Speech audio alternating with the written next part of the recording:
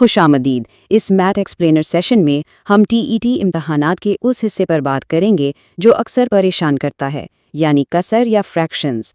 हम सब जानते हैं कि यहाँ सिर्फ सख्त मेहनत नहीं, स्मार्ट वर्क चाहिए। आज हम इन मुश्किल फ्रैक्शंस को मिनटों के बजाय सेकंडों में हल करने के राज खोलेंगे। तो सीधा आते हैं उन मैजिक ट्रिक्स पर। ये शॉर्टकट्स बिल्कुल किसी सुपर पावर की तरह हैं। इनकी मदद से लंबे और थका देने वाले हिसाब किताब से बचा जा सकता है। वक्त की बचत तो होगी ही, पर एग्जाम हॉल में जो कॉन्फिडेंस आएगा ना, वो वाकई ही गेम चेंजर साबित होगा। चलिए शुरुआत करते हैं बुनियादी उसूल और तकसीम से। ये हमारी फाउंडेशन है। तो सबसे पहला और सुनहरी उसूल ये है, फ्रैक्शन को हमेशा पहले सिंप्लीफाई करें, यानी मुख्तसर करें। कैसे? न्यूमरेटर और डिनोमिनेटर को उनके हाईएस्ट कॉमन फैक्टर यानी HCF से डिवाइड करके। मिसाल के तौर पर 24 और 36 को ही ले लें। इनका HCF 12 है। जब दोनों को 12 से तकसीम करते हैं तो जवाब 2/3 आता है। अब इस छोटी रकम के साथ आगे का हिसाब कितना आसान हो गया है ना। अब फ्रैक्शंस की डिवीजन की बात करते हैं। इसके लिए एक बहुत ही ज़बरदस्त और आसान सा रूल है जिसे कीप चेंज फ्लिप या KCF कहा जाता है। बस 3 स्टेप्स हैं।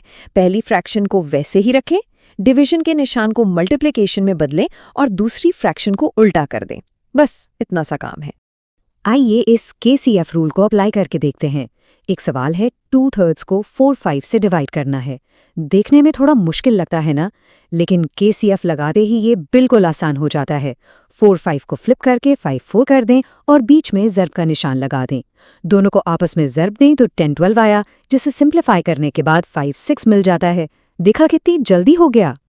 अब आगे बढ़ते हैं मखलूत कसर और मवाजना की तरफ, जहां हम LCM के झंझट से मुकम्मल तौर पर बचना सीखेंगे।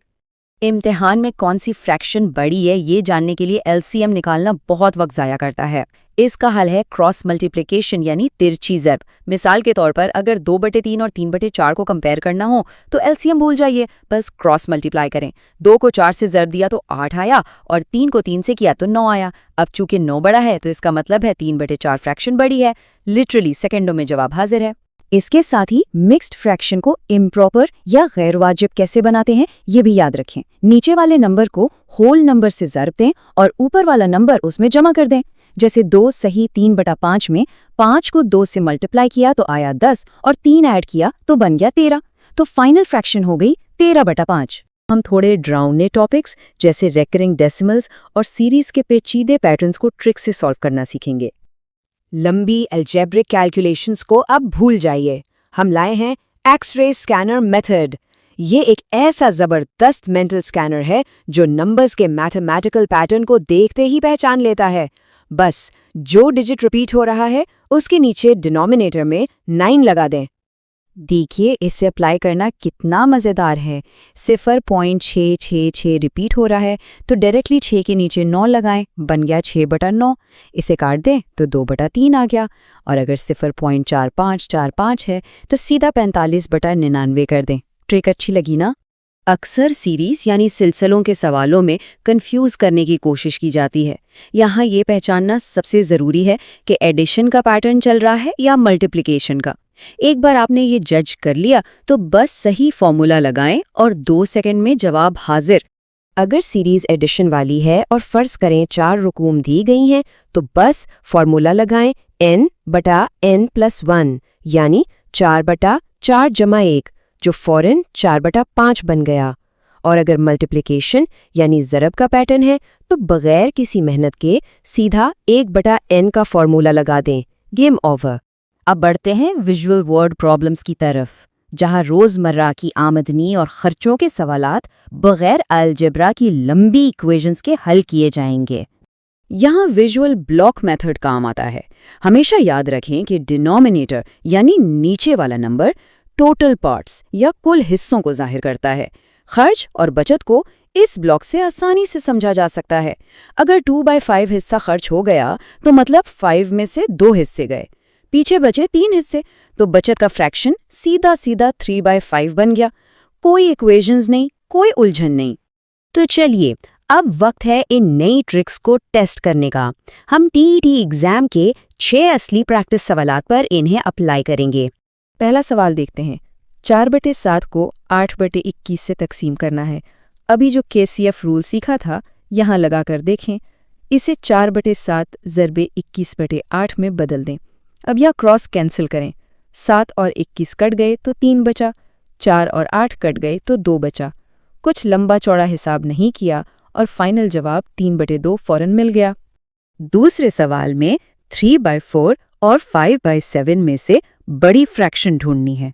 पता है ना क्या करना है? वही क्रॉस मल्टीप्लिकेशन। 5 को 4 से ज़र्ब दिया तो 20 और 7 को 3 से ज़र्ब दिया तो 21। अब 21 साफ तौर पर बड़ा है तो 3/4 बड़ी फ्रैक्शन है। एलसीएम निकालने की जहमत उठाए बगैर परफेक्ट आंसर सामने है। तीसरे सवाल में 0.777 रेकरिंग डेसिमल को फ्रैक्शन में बदलना है। वही एक्स-रे ट्रिक याद करें। यहाँ सिर्फ एक डिजिट 7 बार बार आ रहा है, इसलिए डिनोमिनेटर में एक बार 9 लिखा जाएगा। और लीजिए, बगैर किसी कैलकुलेशन के सीधा जवाब ऑप्शन सी यानी 7/9 निकल आया। चौथा सवाल एक फ्रैक्शन सीरीज की प्रोडक्ट का है। इस पैटर्न को ध्यान से देखें। इसमें बस आखिरी डिनोमिनेटर को पहचानना होता है, जो यहाँ 5 है। अब 1/n वाला फॉर्मूला अप्लाई करें। सब कुछ मैनुअल कैलकुलेट करने की जरूरत नहीं, सिर्फ 2 सेकंड में 1/5 का बिल्कुल ठीक जवाब मिल जाता है। पांचवां सवाल एक विजुअल वर्ड प्रॉब्लम है। अली ने 3/8 हिस्सा खर्च किया है और बचत बतानी है। कुल हिस्से 8 हैं। 8 में से खर्च किए गए 3 हिस्से निकाल दें तो बचत के 5 हिस्से बच गए। तो बचत का फ्रैक्शन 5/8 बन गया, जो कि ऑप्शन ए है। देखा कितना आसान था। आखिरी और छठा सवाल थोड़ा एडवांस्ड है। एक शख्स ने 2/5 खर्च किया, तो इसका मतलब बचत 3/5 हुई ना। अब सवाल में दिया गया है कि ये बचत असल में 18,000 रुपए है। तो टोटल आमदनी निकालने के लिए इस 18,000 को बचत के फ्रैक्शन के उलट यानी 5/3 से ज़रब दे दें। 18,000 को 3 से डिवाइड किया तो 6,000 और 5 से ज़रब दिया तो 30,000। टोटल अमाउंट 30,000 रुपए निकल आई। इम्तिहान में जाने से पहले रिवीजन के लिए ये चीट शीट बहुत काम आएगी। इसमें तमाम concepts, KCF, cross multiply, x ray की ट्रिक और विजुअल ब्लॉक्स शामिल हैं। ये इस बात का सबूत है कि अगर आज इन शॉर्टकट्स की प्रैक्टिस कर ली जाए तो एग्जाम वाले दिन मास्टरी पक्की है। उम्मीद है ये जादू की तरह काम करने वाले शॉर्टकट्स TET के तैयारी में बहुत मददगार साबित होंगे।